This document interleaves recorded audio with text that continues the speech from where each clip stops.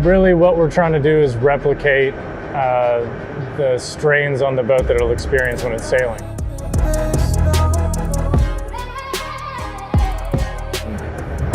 You know, that's essentially, the big ones are all the standing rigging loads. So there are forestay loads, there are shroud loads, there are main sheet loads. Those are all applied through the boat in the connection points.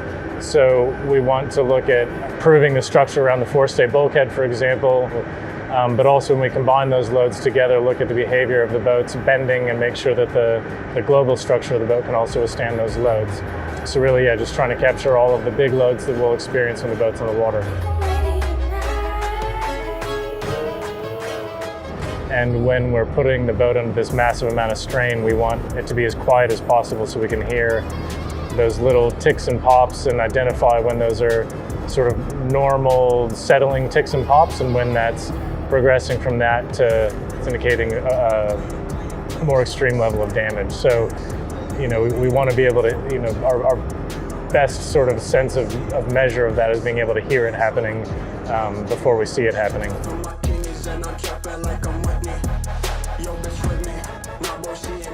So the loads that the boat experiences aren't really correlated to how much the boat weighs because the boat's very light. It's designed to be as light and strong as we can make it, really to react to the loads that we put through with the sail plan. So when we go through a bear-away load case, which is testing the max compression of the mast ball and sort of the max bending of the boat structure, is around 60 tons in the mast ball, which is somewhere around 10 times the overall displacement of the boat once we have foil arms in the rig and the sails and all of those things in the boat and sailing configuration. There is a requirement to structurally test the boat. It's something we would do anyway. It's something we're not doing it because the rule requires it, but the rule does require we prove it out. We prove out the structure of the boat with some sort of comprehensive structural testing. It doesn't define how to do that, so it's on each team to come up with their test layout.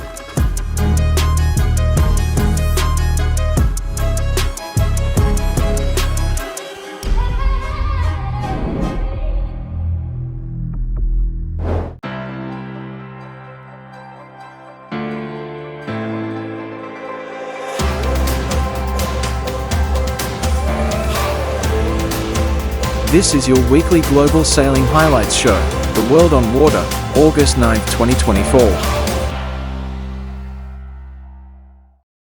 Less than 16 days until racing begins, Terry Hutchinson, New York Yacht Club's American Magic skipper and president of sailing operations, discusses the upcoming month as the team begins practice racing ahead of the start of the 37th America's Cup here in Barcelona. Here is their August update.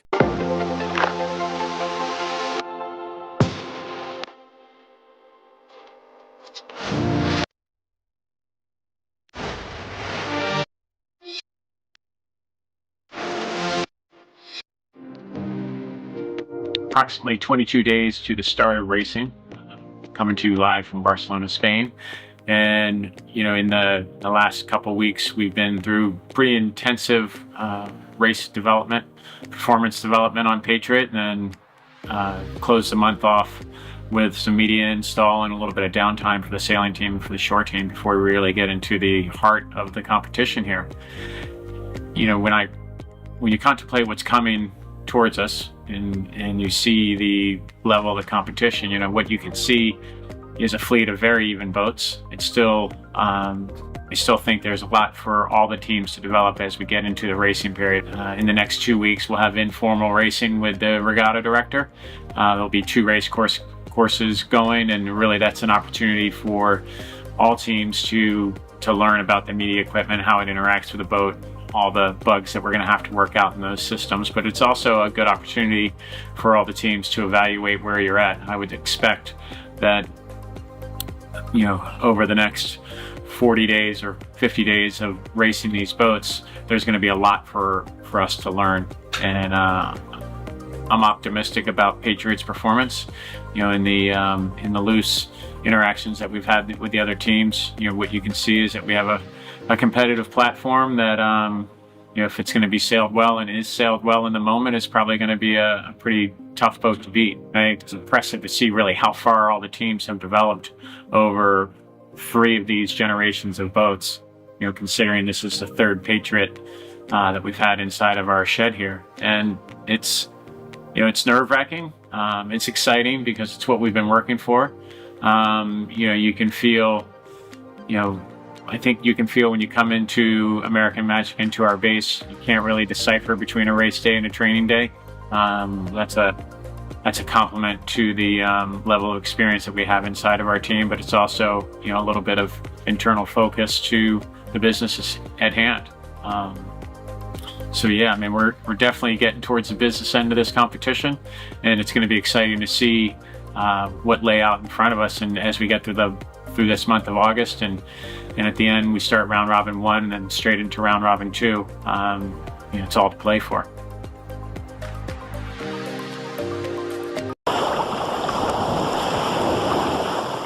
Cows Week 2024 has concluded after a week of very competitive racing.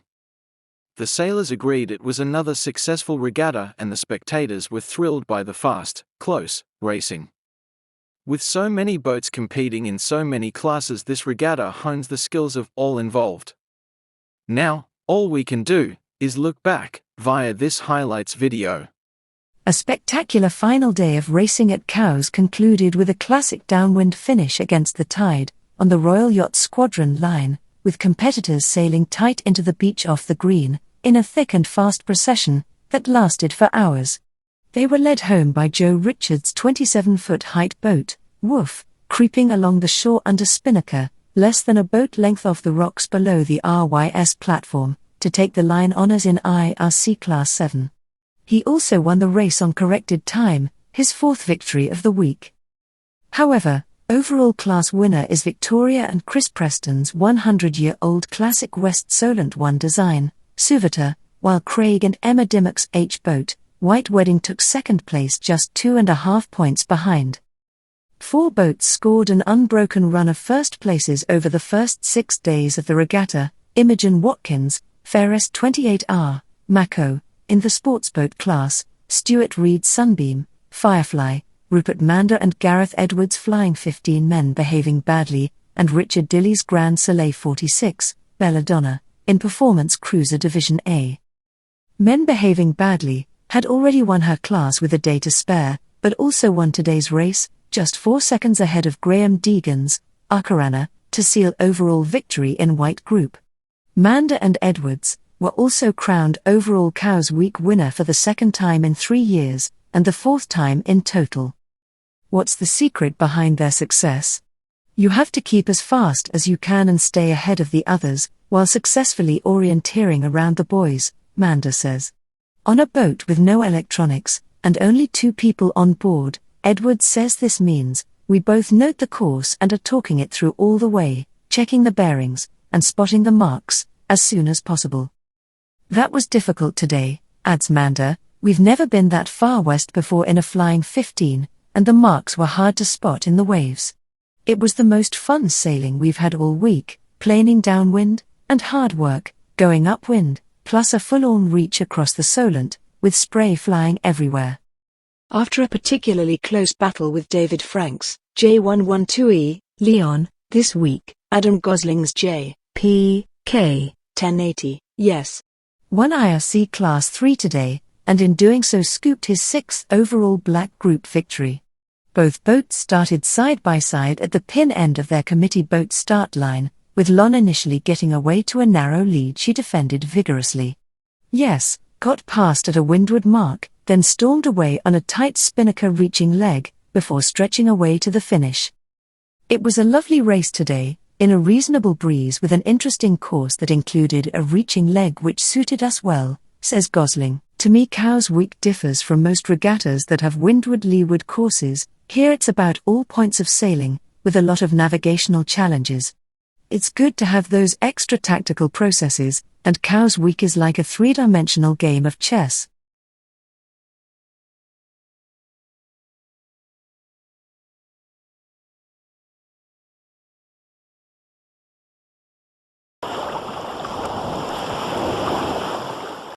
The 44 Cup has visited Marstrand, on Sweden's west coast every year since 2011, with the only exception being in 2016. A few old faces can be seen as we whiz back in time to celebrate this beautiful racing destination. The RC44 Championship Tour recently dropped anchor in... Welcome to the Swedish island of Marstrand and the... Marstrand, Sweden hosts the RC44 fleet for the fourth time. The RC44 class of high-performance monohull... The most regularly visited venue on the 44 Cup since the first season of racing for the high-performance One designs in 2008. Within one race, things can change, but that's the beauty of the whole. Really fantastic. I mean, the experience driving these boats downwind in these conditions is unparalleled to anything I've done before. Quite tough from time to time. We haven't been sailing so well. Dominating the championship tour this year. We are back in old shape, so it's a big success for us. Course of last year, there were a few events that made me decide to get back into sailing. I saw the RC44 and decided this was the vehicle that I was going to use to get back into sailing.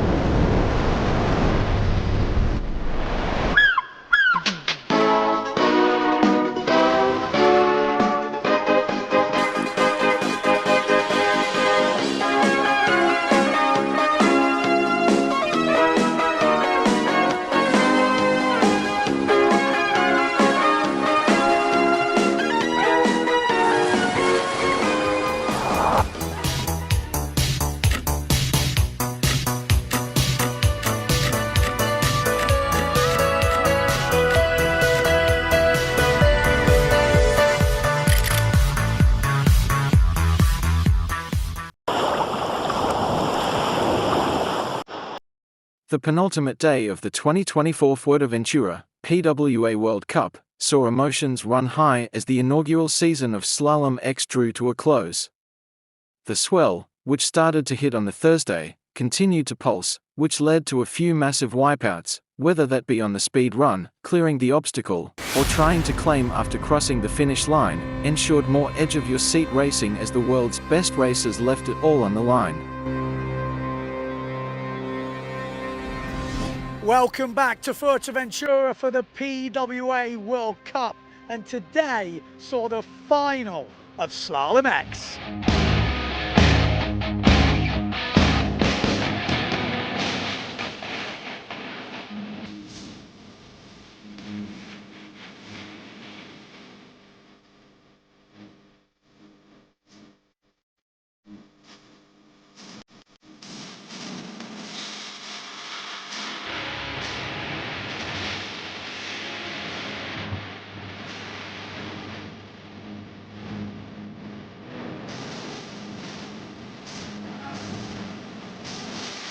What a day of Slalom X competition. We had highs and we had lows. Emotions were running off the scale today because it wasn't just the end of the event, it was the end for the world title.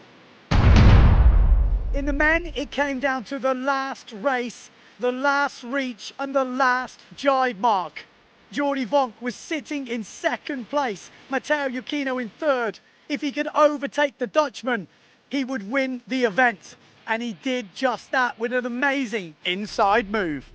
Yeah, it's a bit bittersweet, but yeah, I couldn't do better than this. I mean, I have to take the chance with Jordi last drive, and I made it happen. Something new in my career, because usually when I win because I'm miles ahead, and like this is tough mentally. So I improved in that. I couldn't do better than this. So yeah, in the end, Pierre had an amazing photo event, and for sure he deserves it. So. It's crazy. I didn't believe it because after the crash I had, and I was still on. I wanted to go again for the qualification, but the mast was broken, and then I lost everything. I was sure I lost everything, but it's not even finished for the event win here. But wow, it's crazy. I'm really happy. I think I deserve it because I was fast. I sailed pretty well, except this way. It's the only final I will miss this year. So with Matteo winning the event, Pierre Mortefon took second, and Tati Franz took the third place ahead of Jordi Vonk. Yeah, I think I missed out on 2 podiums because of one drive. I don't know if Matteo needed that place to win the event. I don't know, but he went full all in. Should have covered it before. I went too safe, and I'm afraid I miss out on the podium here and overall because of it.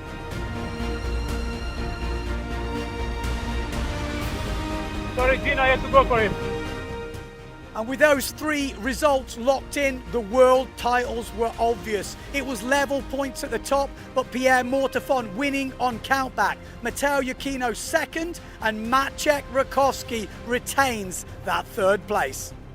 In the women, another dominant performance from Sarah Kita Offringa, winning more eliminations today and guaranteeing that world title.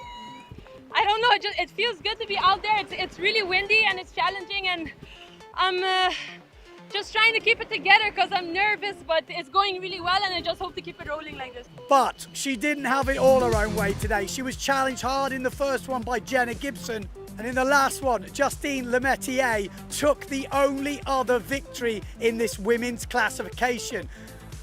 I was tough. I got my dad. Thank you, Papa. I got my dad mentally to help me mentally here, and it worked out good. We put myself back in the game, and happy I showed my level again. And I think it's the best feeling, the best Vice-World Champion title right now. I start to have 3, but this one feels really good. So it's amazing. And securing her the second place in the event and second place in the world. So there we go. That is it for the slalom today. All the eliminations are still online. You can watch them back live. All the results are online. Check them out. But we will be back tomorrow.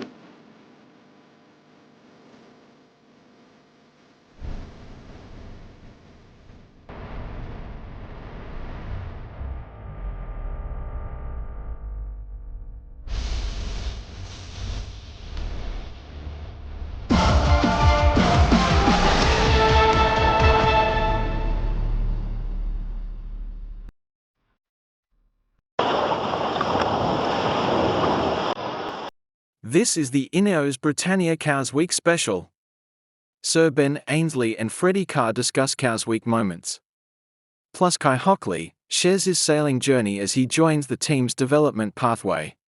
Welcome back to a very special episode of the Inside Tack podcast, and it's a slightly shorter one this week, but we have got a Cows Week theme because we know you guys are there having a beer in the beer tent, having finished some racing in Cows. We hope you've had a great day, and I've got Ben Ainslie here with us, and I've got Kai Hockley online, who has been out racing in his Flying 15 today. So, a few Cows Week stories from you both, and then we've got a bit of an announcement around what Kai's going to be doing with us in the near future. Ben, for you, Cows Week. When was your first Cows Week, chap? God, a long time ago. Some great memories. Actually, my first Cows Week, I remember I didn't even have a ride, so I was is it Trinity Landing where you go down if a boat's looking for some spare crew, so people, maybe had too many beers the night before and didn't turn up for sailing, you can pick up a spare crew. So I was, standing on Trinity Landing, take me. And did you get a ride? I did get a few rides, and I remember, one was a 50-foot boat, quite a competitive race boat. I was just, just down there, helping pull the sails up and down and generally getting in the way, but just had an amazing experience. And just to see so many, I was a laser sailor back then, so just seeing all of these different sizes of yachts racing around and number of boats was a great experience. Yeah, it's such a great week, a great week. Yeah. And Kai sorry. Yeah, well, I was going to say... For me, I mean, I did my first Cows Week in 97, I think, or 98. Okay. Yeah. So a long time ago. I don't think you were even born in 97, were you, Kai, by a long shot? Oh, no. This is where he's going to start taking the out of us, so be careful, Freddie. I loved it. My first Cows Week in 97, always loved it. Favourite event of the year, no matter what. You always get Windy Wednesday, which I love. And my favourite Cows Week memory was probably when we took the Extreme Sailing Series there in 2008, 2009. We'd get 5,000-6,000 people up on the green watching stadium racing. And that's what the America's Cup has become now, really, stadium racing. It's what we're going to be doing in Barcelona here off the shoreline in front of the W Hotel. So got so many fond memories of that. Kai, you? How many Cows Weeks are you in, bud? I think I've done 3 or 4. Yeah. Wow. 3 or 4. In what classes, mate? What classes have you raced in? The first one was IRC 7 on the Ainslie 22. That's a good racing. Then the quarter tonner class, the actuals, and then now most recently the flying 15. And then you're racing the flying 15 this week. Yeah. How did you get on? Did you get any wins? Not yet. Still going for. We've got a few podiums, but hopefully a few wins. But last year, you tied for first in the actual, or just lost out in the last day to former British Olympian Andy Beadsworth, right? Yeah. So we came second, but I think there's a few times our spare cup blew out. So lucky enough, no sales gas by racing. But yeah, just missed out on first place. Mate, that's good going. Oh, mate, going toe to toe with Andy Beadsworth in a small. He's, in my opinion, probably one of the best small boat keelboat sailors in the world. Like Dragon World Champion, Etcher World Champion, accomplished star sailor. So, Kai, that's class, buddy. I love that. And you, last year, you were a young skipper of the year as well, right? Yeah. Won that on the last race. Yes, buddy. And Ben, Kai's been involved with Athena Racing and is now, drum roll please, joining the Athena Pathway program. Absolutely. Well, I mean, it's partly on that success that we've seen with, Kai getting down there with the Greg City team and getting involved with Cows Week and other races and really performing seriously well. That's impressed so many people, and that's the kind of attitude we want with the Athena Pathway program. Youngsters like that coming in and having that drive and determination and talent, really, to come through and ultimately get through to America's Cup, Sail GP, and the top end of the sport. So we're really, really delighted to have Kai as part of the team, and really hats off to you, Kai, for the effort that you put in with the rest of the team there to get those results and have the opportunity. Yes, Kai. And I know, Kai, you've been finishing your A-levels up at Greg City, but God, give us a little insight of what you've been up to with the Emirates Sail GP team as well, mate. What have you been doing? Yeah, it's been a cool season with the Emirates GBR team. So I've just been working with the show team, just learning, loads of learning. Went down to Sydney for my first event, and then just done every event except from Halifax due to A-levels since then. So yeah, it's been great. But the amount of learning you can get from working with the top teams like that, been great fun. Oh, and you've started WASP sailing, right? You've been down WASP sailing at the Andrew Simpson Centre down there? Yeah. Been doing some training on the WASP. Got my first jibe a month ago. So now I'm ready on the racecraft and ready to start racing. How was that fit? How was that feeling getting foiling for the first time? If it was the first time, I imagine. Yeah. I was so great. Like just learning a new skill, because sailing is like you learn different skills, but foiling is a whole completely new genre for us. So it was just great trying to figure it out, and then just seeing the progress day by day. Yeah. And Ben, Kai's going to finish Cows Week, and then he's jumping on a plane coming to Barcelona. What have we got lined up for him down here? Well, what have we got lined up for him down here? Plenty going on. We're trying to get this boat ready for the America's Cup and then the pathway program with the Youth and Women's Cup. So I think it'd be great to get Kai involved with both teams really and get some experience of what the America's Cup's all about. You obviously talked about getting involved with Sail GP, so understanding the America's Cup world, and then moving on later in the year, you know, continuing getting on the water with the Wasp, but trying to get on the water with the F50 down in Dubai. We've got some training period with Sail GP, so really trying to build that experience for Kai, I think, on and off the water is what we're looking to do, and with the long-term goal of getting him more involved with the racing. Absolutely. And Kai, you've obviously got this high performance goal rumbling on with us, but you're also, I know, talking to Mr. Holt, John Holt, who set up the Scaramouche stuff through Greg City. You're helping coach the next generation as well that are down there with you in Cows Week. Yeah, I really enjoy just going down coaching, but it's not all about the coaching. Sometimes I do need to show them I still have it. Like, don't want to forget that I do sailing as well. So. You're not past it just yet. Oh, Kai, well, I know you'll be loving Cows Week because it's one of our favourite regattas for sure.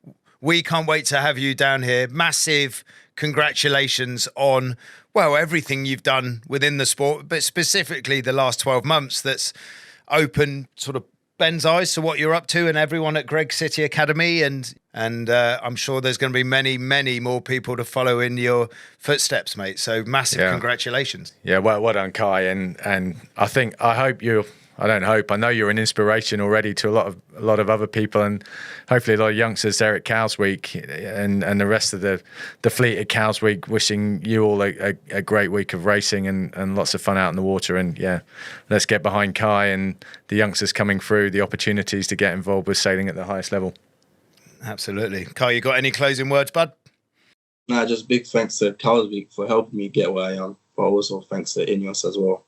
Yeah, mate, absolutely. Hey, we can't wait to get you down here, Ben. We've got a massive summer coming up. We've got our big regatta, obviously, the America's Cup with INEOS Britannia, starting at the end of August. Kai, you're going to be here with us, helping get the boat ready, learning as much as you can. So make sure everyone down in Cows Week, you get behind us. It is going to be an incredible summer of racing. And we hope to do really good things. Got fingers crossed for our senior team, our youth team, and obviously our women's team as well. Very good. I think I think that's us, and we'll see you next time on the Inside Tap.